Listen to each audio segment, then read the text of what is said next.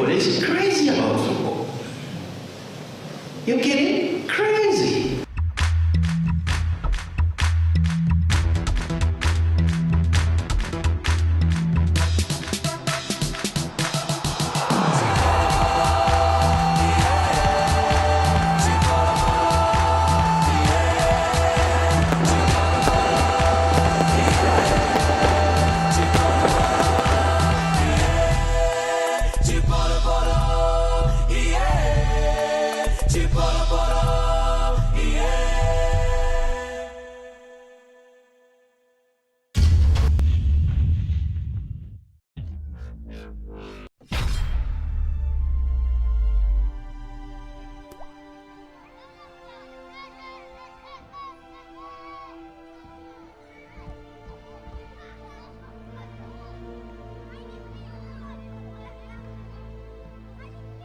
From the earliest of times, sports has reflected and shaped the very fabric of African society, acting as a medium for social, political, as well as generational relations.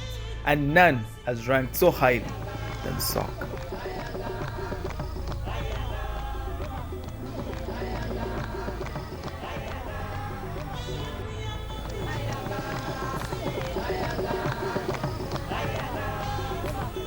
The origin of football in Zambia started with the explorer Dr. David Livingstone. It is said that when he came to Zambia, he brought 3 things. 1, the Bible. 2, his medical kit. And 3, a football. Thus started the Zambian football revolution.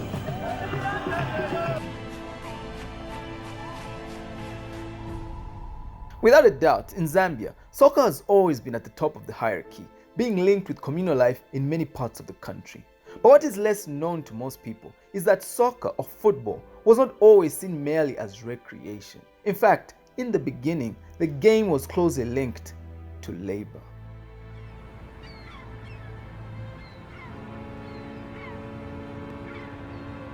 Like in other parts of Africa, the foundations and growth of football in Zambia can be traced back to the colonial labor migration into Central and Southern Africa. In Northern Rhodesia, the British South African company BSAC, which administered the territory on behalf of the British Crown, was the driving force behind the beginning of labor migration after the Northeastern Rhodesia Order in Council was passed in 1900. Under this agreement, the need to pay taxes soon forced Africans to go and work on the mines in places such as the Copper Belt, where they were inevitably introduced to football.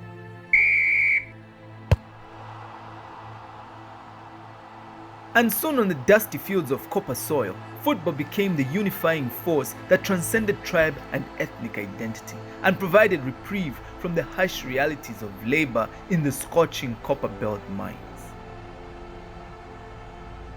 Unsurprisingly, it was these migrant laborers that would later spread the game from wage employment centers to their villages. And at the height of the nationalist struggle, many nationalist movements used football to undermine colonial rule, seeing how the game was extremely effective in bringing people together in the most powerful of ways.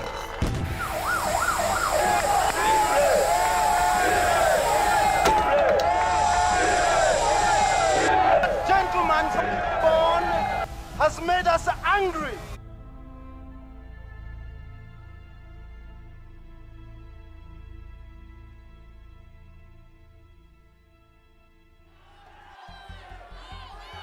Nationalism was a strong desire for political independence of peoples who felt historically and culturally unique. And at the center of this feeling in Northern Rhodesia was football.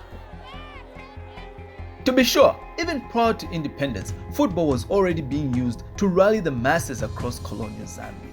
And one of the groupings that mastered the art of deploying football for political gain was the United National Independence Party, UNIP. Led by the militant Kenneth Kaunda, UNIP effectively turned football into one of the primary tools of the liberation struggle, and school football grounds into ideal meeting places for nationalist political meetings. And in no time, football teams and spectators gave rise to consciousness of national unity and identity and became an unstoppable force. And as such, even after independence, football was among other strategies deployed to increase patriotism and political awareness among its Zambian people. the unity of the nation is there. You can feel it. So it's really it's in the blood of almost every Zambian. Twice we postponed cabinet meetings just in order to allow ministers. First we brought a television in the meeting hall, and maybe nobody was looking quite properly. They wanted to get nearer and nearer.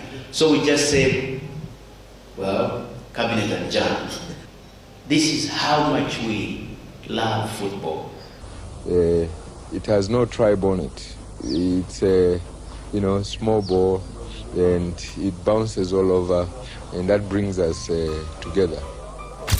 In fact, by the mid-1960s, football was an important, if not the most important unifying factor in Zambia.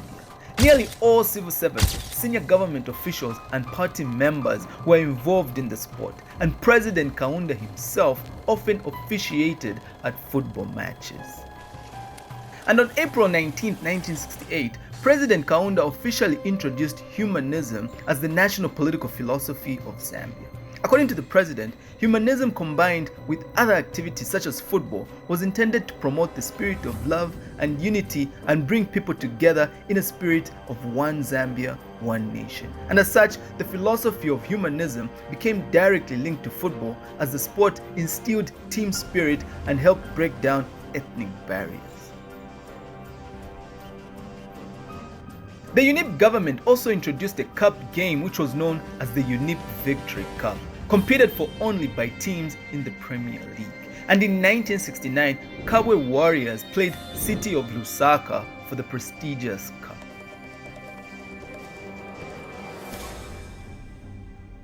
Alive to its potency, the UNIP government developed the game of football in the country not only as a way of promoting national unity, but also for the purposes of modernization. And one way of doing this was through the creation of sports directorates and putting up training projects to help boost the sport in both the urban and rural areas. The UNIP government also promoted the establishment of community welfare centers or recreation centers and strongly encouraged various companies to invest in the development of youth football.